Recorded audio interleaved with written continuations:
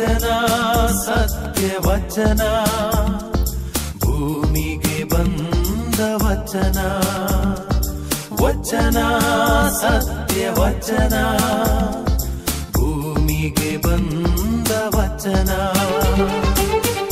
ಆದಿಯಲ್ಲಿ ಇದ್ದ ವಚನ ನಮ್ಮ ನೋಡ ಬಂದ ವಚನ ವಚನ ಸತ್ಯ ವಚನ ಭೂಮಿಗೆ ಬಂದ ವಚನ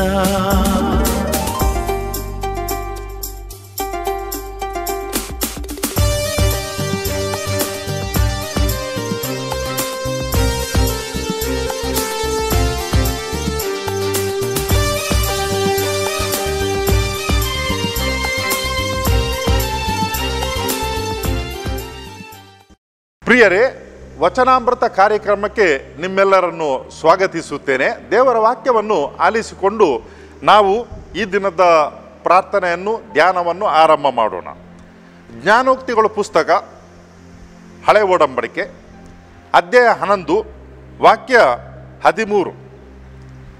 ಚಾಡಿಕೋರನು ಗುಟ್ಟನ್ನು ರಟ್ಟು ಮಾಡುವನು, ನಂಬಿಕಸ್ಥನು ಅದನ್ನು ಮುಚ್ಚಿ ಮರೆ ಮಾಡುವನು. ಚಾಡಿಕೋರನು ಗುಟ್ಟನ್ನು ರಟ್ಟು ಮಾಡುವನು, ನಂಬಿಕಸ್ಥನು ಅದನ್ನು ಮುಚ್ಚಿ ಮರೆ ಮಾಡುವನು. ದೇವರ ವಾಕ್ಯವಿದು. ದೇವರೇ ನಿಮಗೆ ಕೃತಜ್ಞತೆ ಸಲ್ಲಲಿ. ಪ್ರಿಯರೇ, ಎಷ್ಟೊಂದು ಅರ್ಥಪೂರ್ಣವಾದಂಥ ಮಾತು. ಚಾಡಿಕೋರನು ಗುಟ್ಟನ್ನು ರಟ್ಟು ಮಾಡುವನು. ಒಂದು ವಿಚಾರ ಯಾವಾಗ ತನಕ ಗುಟ್ಟಾಗಿ ಉಳಿಯುತ್ತದೆ, ಯಾವಾಗ ಒಂದು ವಿಚಾರ ಅದು ನನ್ನಲ್ಲಿ ಮಾತ್ರ ಇರ್ತದೆ, ಅಷ್ಟರ ತನಕ ಆ ವಿಚಾರ ಗುಟ್ಟಾಗಿ ಉಳಿಯುತ್ತದೆ. ಯಾವಾಗ ನಾನು ಯಾರೋ ಒಬ್ಬ ಸಂಬಂಧಿಕರ ಹತ್ರ, ಮಿತ್ರರ ಹತ್ರ ಯಾರಿಗೆ ಹೇಳಬೇಡ, ನಿನ್ನ ಹತ್ರ ಮಾತ್ರ ಹೇಳ್ತೇನಂತ ಹೇಳಿಕೊಂಡು ಹೇಳ್ತಾರೋ, ಆಗ ಆ ಗುಟ್ಟಿನ ಮುಕ್ತಾಯವಾಗ್ತದೆ. ಮತ್ತೆ ಅದು ಗುಟ್ಟಾಗಿ ಉಳಿಯುವುದಿಲ್ಲ. ಯಾಕಂತ ಹೇಳಿದರೆ, ಇವತ್ತು ನಾನು ಹೇಳುವಾಗ ಇನ್ನೊಬ್ಬರ ಹತ್ರ ನಿನ್ನ ಹತ್ರ ಮಾತ್ರ ಹೇಳ್ತೇನೆ, ಯಾರಿಗೂ ಹೇಳಬೇಡ ಅನ್ನುವಾಗ ನಮ್ಮಿಬ್ಬರ ಮಧ್ಯೆ ಒಂದು ರೀತಿಯ ಸಂಬಂಧ ಇರ್ತದೆ, ವಿಶ್ವಾಸ ಇರ್ತದೆ. ನಾವು ನಿನ್ನೆಯನ್ನು ನೋಡಿದ್ದೇವೆ, ಇವತ್ತು ನಮ್ಮದು ನಮಗೆ ಗೊತ್ತುಂಟು, ತಿಳಿದುಂಟು.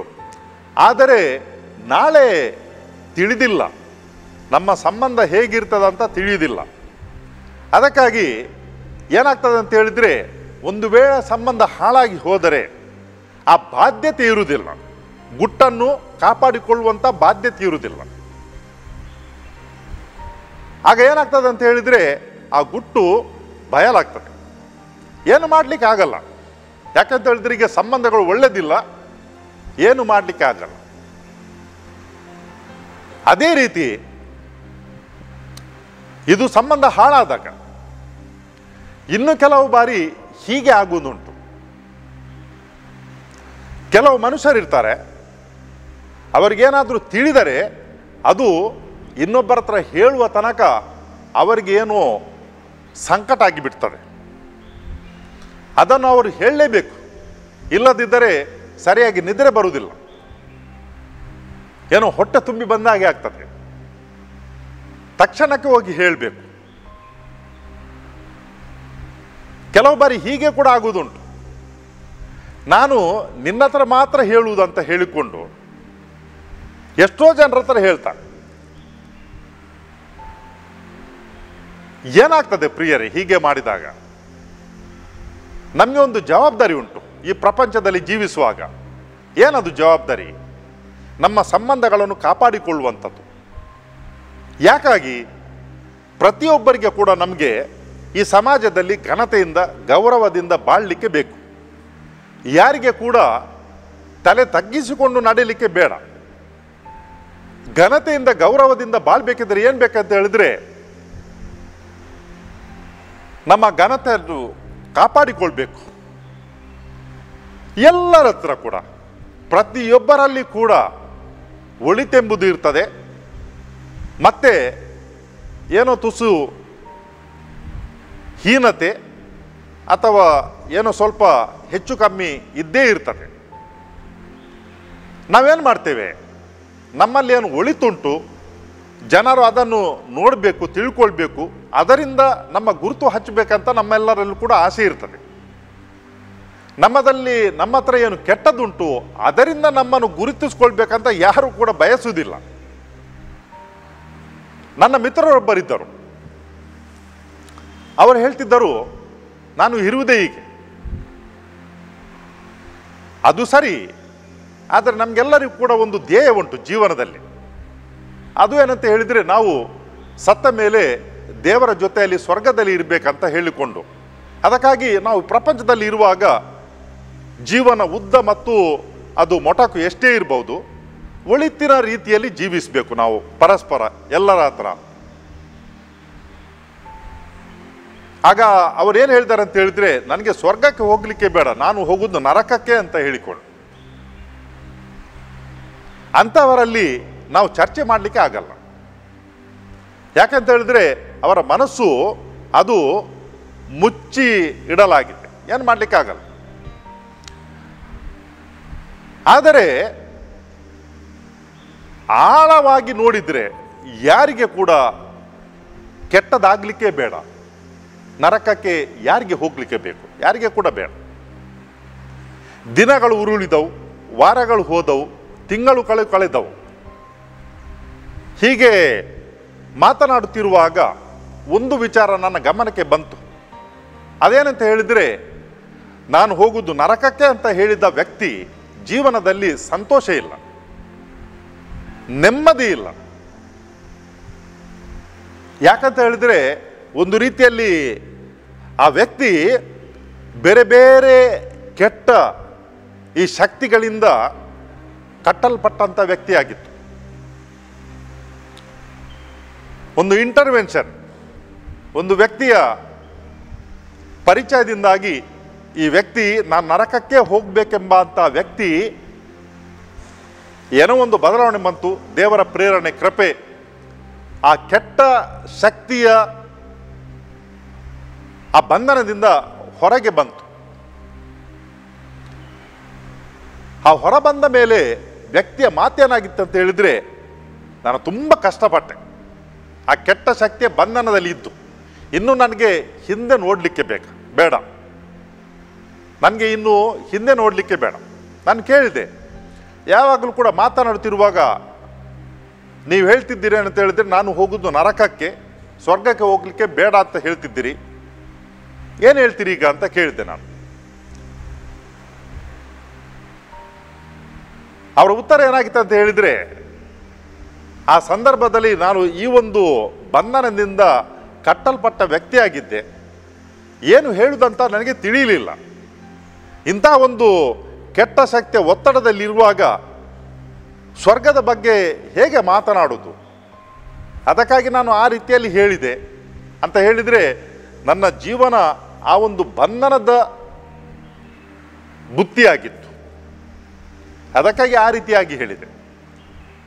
ಯಾವ ವ್ಯಕ್ತಿಗೆ ಕೂಡ ಈ ಕೆಟ್ಟದನ್ನು ಮಾಡುವವರಿಗೆ ಅವರ ಹೃದಯಾಳದಲ್ಲಿ ಸಮಾಧಾನ, ನೆಮ್ಮದಿ, ಸಂತೋಷ ಎಂಬುದು ಇರುವುದಿಲ್ಲ. ಬಾಹ್ಯವಾಗಿ ಅವರು ತೋರ್ಪಡಿಸಬಹುದು ಅವರ ದರ್ಪ, ಅವರ ಕಾರ್ಬಾರು, ಅವರ ವಹಿವಾಟು. ಅದರ ಆಳವಾಗಿ ಯಾರಿಗೆ ಕೂಡ ಇಂಥ ಒಂದು ಕೆಟ್ಟತನದಿಂದ ಜೀವಿಸಲಿಕ್ಕೆ ಬೇಡ. ಯಾರಿಗೆ ಕೂಡ ಸತ್ತ ಮೇಲೆ ಇರುವಂತಹ ಅನಂತ ಜೀವನ, ಇಲ್ಲಿಯ ಜೀವನ ಅದು ಕೆಲವು ವರ್ಷಗಳು, ಆದರೆ ಒಂದ್ಸಲ ನಾವು ಸತ್ತ ಮೇಲೆ ಇರುವಂಥ ಜೀವನ ಅದಕ್ಕೆ ಅಂತ್ಯ ಇಲ್ಲ. ಆ ಅಂತ್ಯ ಇಲ್ಲದಂಥ ಜೀವನದಲ್ಲಿ ಯಾರಿಗೆ ನರಳಿ ಮತ್ತೆ ದುಃಖದಲ್ಲಿ, ಚಿಂತೆಯಲ್ಲಿ, ಕೆಟ್ಟದಾಗಿ ಜೀವಿಸಲಿಕ್ಕೆ ಬೇಕು? ಯಾವುದು ಕೊನೆಗೊಳ್ತದೆ ಅಲ್ಲಿ ಏನಾದರೂ ಕೆಟ್ಟದಿದ್ದರೆ ಚಿಂತೆ ಇಲ್ಲ. ಯಾಕಂತ ಹೇಳಿದ್ರೆ ಒಂದಲ್ಲ ಒಂದು ದಿವಸ ಕೆಟ್ಟದ್ದು ಅದು ಮುಗಿದು ಹೋಗ್ತದೆ. ಆದರೆ ಎಲ್ಲಿ ಆ ಮುಗಿದೇ ಹೋಗುವುದಿಲ್ಲ ಎಂಬ ಒಂದು ಜೀವನ ಉಂಟು, ಅಲ್ಲಿ ಆ ಮುಗಿದೇ ಹೋಗುವುದಿಲ್ವಂಥ ಜೀವನ ಕೆಟ್ಟದಾಗಿ ಜೀವಿಸಲಿಕ್ಕೆ ಯಾರಿಗೆ ಬೇಕು? ಯಾರಿಗೆ ಕೂಡ ಬೇಡ. ಅದಕ್ಕಾಗಿ ಪ್ರಿಯರೇ, ಈ ಒಂದು ಜ್ಞಾನೋಕ್ತಿ ತುಂಬ ಉಪಯುಕ್ತವಾದಂಥ ಜ್ಞಾನೋಕ್ತಿ, ಅರ್ಥಪೂರ್ಣವಾದಂಥ ಒಂದು ಜ್ಞಾನೋಕ್ತಿ. ಅದೇನಂತ ಹೇಳಿದರೆ, ಈ ಚಾಡಿಕೋರರು ಅವರೇನು ಮಾಡ್ತಾರೆ ಅಂತ ಹೇಳಿದರೆ, ಮುಖ್ಯವಾಗಿ ಅವರ ಒಳಗೇನು ಅವರಿಗೆ ಸಮಾಧಾನ ಎಂಬುದಿಲ್ಲ.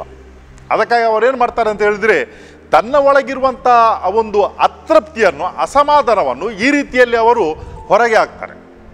ಅವರು ಎಲ್ಲಿ ಸಂತೋಷ ಪಡ್ತಾರೆ ಅಂತ ಹೇಳಿದರೆ, ಇನ್ನೊಬ್ಬರನ್ನು ಅಸಮಾಧಾನಕ್ಕೆ ಒಳಗೆ ಪಡಿಸುವಂಥದ್ದರಲ್ಲಿ ಅವರು ಸಮಾಧಾನ ಪಡಿಸ್ತಾರೆ. ಒಂದು 4 ಜನರಿಗೆ ತಿಳಿಯಬೇಕು ಈ ಕೆಟ್ಟದು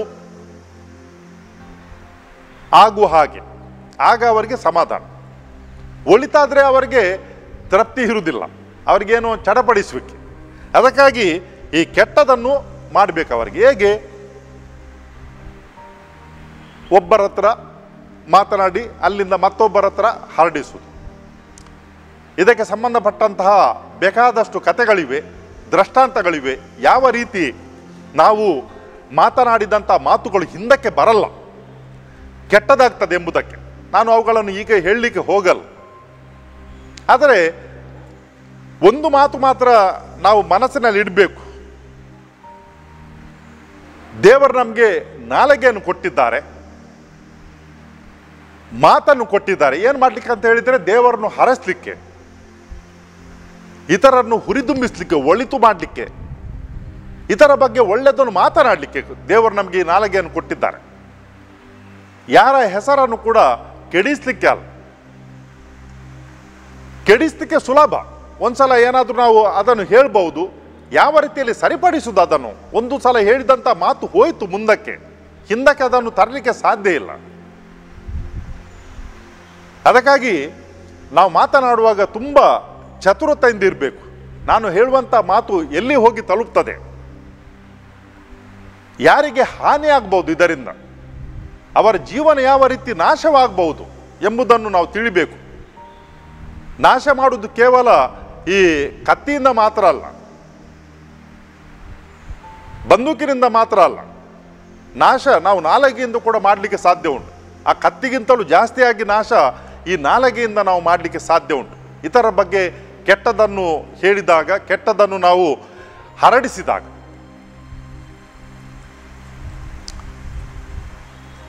ನಂಬಿಕಸ್ಥರು ಏನು ಮಾಡ್ತಾರೆ? ಅವರ ಹತ್ರ ಏನೇ ಹೇಳ್ಬೋದು, ಅವರು ಆ ವಿಚಾರಗಳನ್ನು ಯಾರ ಹತ್ರ ಕೂಡ ಹೇಳಲಿಕ್ಕೆ ಹೋಗಲ್ಲ. ಇಂಥ ವ್ಯಕ್ತಿಗಳು ತುಂಬ ಇದ್ದಾರೆ ನಮ್ಮ ಮಧ್ಯೆ. ನಾವು ಅವರ ಹತ್ರ ಏನಾದರೂ ಹೇಳಿದರೆ ಅವರು ಯಾವುದೇ ಕಾರಣಕ್ಕೆ ಯಾರ ಹತ್ರ ಕೂಡ ಹೇಳಲಿಕ್ಕೆ ಹೋಗಲ್ಲ.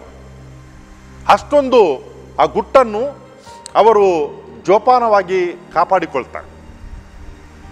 ಅಂಥ ವ್ಯಕ್ತಿಗಳು ನಮ್ಮ ಮಧ್ಯೆ ತುಂಬ ಇದ್ದಾರೆ. ನಾವು ಗುರುತಿಸಬೇಕು ಅಂಥವರನ್ನು. ಏನಾದರೂ ಹೇಳಲಿಕ್ಕಿದ್ದರೆ ನಾವು ಅವರ ಹತ್ರ ಹೇಳ್ಬೋದು.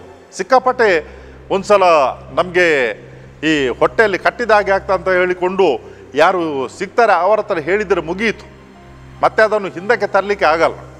ಅದರ ಬದಲಿಗೆ ನಾವು ಗುರುತಿಸ್ಕೊಳ್ಬೇಕು. ನಿಜವಾಗಿಯೂ ನಾನು ಹೇಳಿದರೆ ಈ ಮಾತು ಮುಂದೆ ಎಲ್ಲಿಗೆ ಕೂಡ ಹೋಗಲ್ಲ, ಕಾಪಾಡಿಕೊಳ್ಳುವಂಥ ಶಕ್ತಿ ಉಂಟು ಅಂತ ನಾವು ತಿಳ್ಕೊಂಡ್ರೆ ಅಂಥವರ ಹತ್ರ ನಾವು ನಮ್ಮ ಕಷ್ಟಗಳನ್ನು ಅವರ ಹತ್ರ ಹೇಳ್ಬೋದು. ಎಲ್ಲರೂ ಕೂಡ ನಾವು ಮಾತನಾಡಿದಾಗ ನಮಗೆ ಸಲಹೆ ಕೊಡ್ತಾರೆ, ಪರಿಹಾರ ಕೊಡ್ತಾರೆ ಎಂಬುದಾಗಿಲ್ಲ. ಆದರೆ ಏನಾಗ್ತದೆ ಅಂತ ಹೇಳಿದರೆ, ಅವರ ಹತ್ರ ಹೇಳಿದಾಗ ನಮ್ಮ ಒಂದು ಭಾರ ಹಗುರವಾಗ್ತದೆ. ಅವರು ಕೇಳ್ತಾರೆ. ಇಂಪಾರ್ಟೆಂಟ್, ತುಂಬ ಮಹತ್ವದ್ದು ಏನಂತ ಹೇಳಿದರೆ, ಅವರು ಇನ್ನೊಬ್ಬರ ಹತ್ರ ಹೇಳಲ್ಲ. ಗುಟ್ಟನ್ನು ಕಾಯ್ದು ಕಾಪಾಡುವಂಥ ಶಕ್ತಿ ಅವರಲ್ಲಿದೆ. ಇಂಥ ವ್ಯಕ್ತಿಗಳು ಪ್ರಿಯರೇ ನಮ್ಮ ಪ್ರಪಂಚಕ್ಕೆ, ನಮ್ಮ ಸಮಾಜಕ್ಕೆ ಒಂದು ದೊಡ್ಡ ಕೊಡುಗೆ. ಯಾಕೆಂತ ಹೇಳಿದರೆ ಈ ವ್ಯಕ್ತಿಗಳಿಂದಾಗಿ ಯಾರಿಗೆ ಕೂಡ ಹಾನಿ ಆಗುವುದಿಲ್ಲ. ಅವರ ಹತ್ರ ಏನೇ ಹೇಳಿದರೂ ಕೂಡ ಅವರು ಅದನ್ನು ಕಾಪಾಡಿಕೊಳ್ತಾರೆ. ಒಬ್ಬ ವ್ಯಕ್ತಿಯ ಬಗ್ಗೆ ಒಬ್ಬರು ಹೇಳಿದುಂಟು, ಅವರ ಜೀವ ಹೋದರೂ ಕೂಡ ಅವರು ಇನ್ನೊಬ್ಬರ ಹತ್ರ ಹೇಳಲ್ಲ ಅಂತ ಹೇಳಿಕೊಂಡು. ಅಷ್ಟೊಂದು ನಂಬಿಕೆ. ಏನೇ ಆಗಲಿ, ಒಬ್ಬರು ಹೇಳಿದ ಮಾತನ್ನು ಅವರು ವಿಶ್ವಾಸದಿಂದ ಹೇಳಿದ್ದಾರೆ. ಅದಕ್ಕಾಗಿ ನಾನು ಅವರಿಗೆ ವಿಶ್ವಾಸಘಾತಕನಾಗಿರಬಾರ್ದು ಅಂತ ಅವರ ಮನಸ್ಸಿನಲ್ಲಿರ್ತಾರೆ, ಅದನ್ನು ಕಾಪಾಡಿಕೊಳ್ತಾರೆ. ಈ ಜವಾಬ್ದಾರಿ ನಮಗೆಲ್ಲರಿಗೂ ಕೂಡ ಉಂಟು. ನಾವು ಇವತ್ತು ನಮ್ಮ ಸುತ್ತಮುತ್ತ ಏನನ್ನು ನೋಡ್ತೇವೆ ಅಂತ ಹೇಳಿದ್ರೆ, ಜಾಲತಾಣಗಳು, ಪತ್ರಿಕೆಗಳು, ಮಾಧ್ಯಮ ವಾಹಿನಿಗಳು ಇವತ್ತು ನಮ್ಮ ಸುತ್ತಮುತ್ತ ಪ್ರಪಂಚದಲ್ಲಿ ನಡೆಯುವಂಥ ಗಲಭೆಗಳಿಗೆ ಕಾರಣ ಹುಡುಕ್ತಾ ಹೋದರೆ ನಮಗೆ ಕಾರಣಗಳು ಅಲ್ಲಿ ಸಿಗುತ್ತವೆ. ಈ ಸುಳ್ಳು ಸುದ್ದಿಗಳನ್ನು ಹರಡಿಸುವಂಥದ್ದು, ಪ್ರಚೋದನೆ ನೀಡುವಂಥದ್ದು, ಸುಳ್ಳುಗಳನ್ನೇ ಹರಡಿಸುವಂಥದ್ದು ನಮ್ಮ ಕರ್ತವ್ಯ ಅಂತ ತಿಳ್ಕೊಂಡು ಸುಳ್ಳುಗಳನ್ನು ಹರಡಿಸುವಂಥ ಮಾಧ್ಯಮಗಳು ಎಷ್ಟು ನಮಗೆ ಬೇಕು. ಒಬ್ಬರು ಪತ್ರಕರ್ತರು, ನಾನೊಂದು ಕೆಲವು ತಿಂಗಳುಗಳ ಹಿಂದೆ ನೋಡಿದೆ. ಈ ಒಂದು ಕೆಲ ವರ್ಷಗಳ ಹಿಂದೆ ದಕ್ಷಿಣ ಕನ್ನಡದಲ್ಲಿ ಮತೀಯ ಗಲಭೆ ನಡೆದಾಗ ಒಂದು ಪತ್ರಿಕೆಯಲ್ಲಿ ಒಂದು ಸಮುದಾಯವನ್ನು ತುಚ್ಛೀಕರಿಸಿ ಚುಚ್ಚುವಂಥ ಮಾತುಗಳನ್ನು ಬರೆಯಲಾಗಿತ್ತು.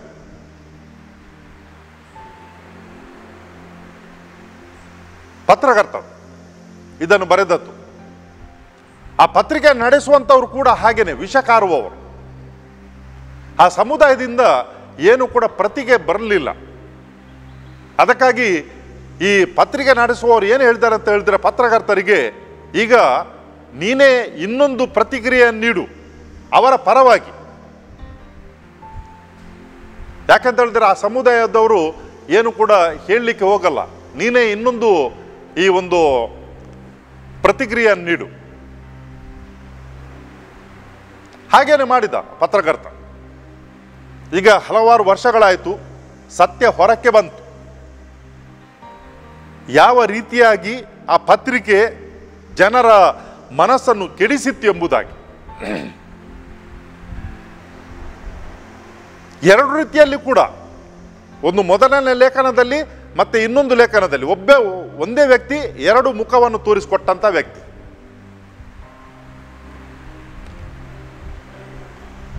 ನಮ್ಮ ಸುತ್ತಮುತ್ತ ಇಂಥ ಒಂದು ಕೆಲಸಗಳು ತುಂಬ ನಡೀತೇವೆ. ನಾವು ಚತುರರ ಇಲ್ಲದಿದ್ದರೆ ಅದು ಅವರ ಜವಾಬ್ದಾರಿ, ಸತ್ಯವನ್ನು ಸಮಾಜ ಮುಂದೆ ಇಡುವಂಥದ್ದು.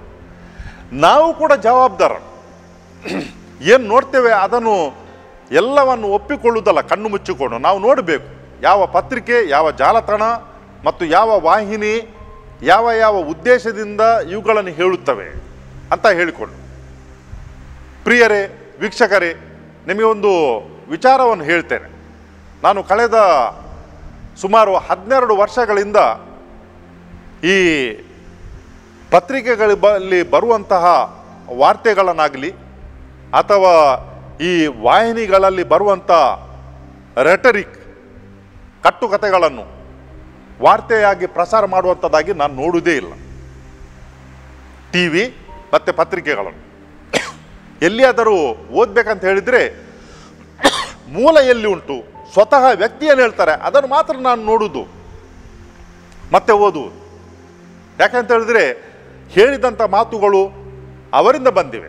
ಅದನ್ನು ತಿಳಿದಾಗ ಮಾತ್ರ ನಮಗೆ ತಿಳಿತದೆ ವ್ಯಕ್ತಿ ಏನು ಹೇಳಿದ್ದಾರೆ, ಯಾಕಾಗಿ ಹೇಳಿದ್ದಾರೆ, ಆ ವ್ಯಕ್ತಿಯ ಹಿನ್ನೆಲೆ ಏನಂತ ಹೇಳಿಕೊಂಡು. ಈ ಉಳಿದವರೆಲ್ಲ ಕೂಡ ಅವರು ತಮ್ಮ ಸ್ವಾರ್ಥಕ್ಕಾಗಿ ಇದನ್ನು ಮಾಡ್ತಾ ಇರ್ತಾರೆ. ಏನು ನಷ್ಟ ಇಲ್ಲ. 12 ವರ್ಷದಿಂದ TV ನೋಡದಿದ್ದರೆ ಮತ್ತು ಪತ್ರಿಕೆ ಓದೋದ್ರಿಂದ ನನಗೇನು ನಷ್ಟ ಏನಾಗಿಲ್ಲ.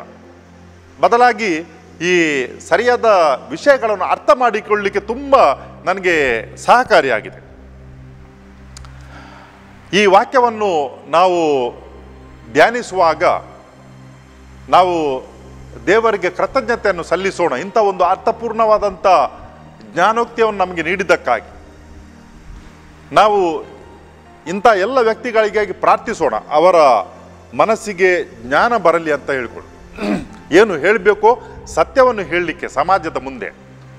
ಎರಡನೇದಾಗಿ ನಾವು ನಮ್ಮ ಜವಾಬ್ದಾರಿಯನ್ನು ತಿಳಿದುಕೊಳ್ಳುವ, ನಮ್ಮಿಂದಾಗಿ ಇತರರಿಗೆ ಏನು ಕೂಡ ಕೆಟ್ಟದ್ದು ಹೋಗಬಾರ್ದು. ನಮ್ಮ ನಾಲಿಗೆಯಿಂದ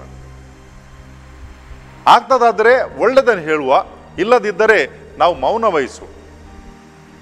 ಕರ್ತರಾದ ದೇವರೇ, ಈ ಒಂದು ಜ್ಞಾನೋಕ್ತಿಯನ್ನು ನಮಗೆ ನೀವು ನೀಡಿದ್ದಕ್ಕಾಗಿ ನಿಮಗೆ ನಾವು ಸ್ತುತಿಸುತ್ತೇವೆ, ಹರಸುತ್ತೇವೆ. ನೀವು ನಮಗೆ ಮಾತನಾಡುವಂಥ ಶಕ್ತಿಯನ್ನು ನೀಡಿದ್ದೀರಿ. ಈ ಒಂದು ಕೊಡುಗೆಯನ್ನು ನಮ್ಮ ಜೀವನದಲ್ಲಿ ನಾವು ಸರಿಯಾದ ಉಪಯೋಗವನ್ನು ಮಾಡಲಿಕ್ಕೆ, ಒಳ್ಳೆಯದನ್ನು ಮಾಡಲಿಕ್ಕೆ, ನಿಮ್ಮನ್ನು ಸ್ತುತಿಸಲು ಹಾಗೂ ನಮ್ಮ ಸುತ್ತಮುತ್ತಲಿರುವಂಥ ಜನರನ್ನು ಧೈರ್ಯ ತುಂಬಲು, ಹುರಿದಿಂಬಿಸಲು ಉಪಯೋಗ ಮಾಡುವಂತೆ ನಮಗೆ ನೀವು ನಿಮ್ಮ ಆಶೀರ್ವಾದಗಳನ್ನು ನೀಡಿರೆಂದು ಪ್ರಾರ್ಥಿಸುತ್ತೇವೆ. ಆಮೇಲೆ